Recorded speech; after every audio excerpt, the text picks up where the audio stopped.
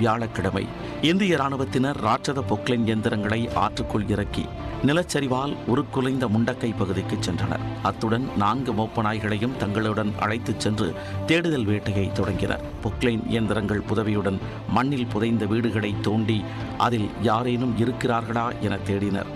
அனுபவம் வாய்ந்த மோப்ப நாய்களையும் வைத்தும் தேடி பார்த்தனர்.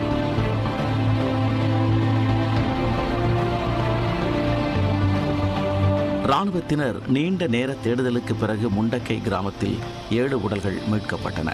அப்போது ஒரு வீட்டின் முன்பாக நின்று மோப்பனாய் குறைப்பதைக் கண்ட இந்திய ராணுவத்தினர் அந்த இடத்தை வேக வேகமாக தோண்டினர்.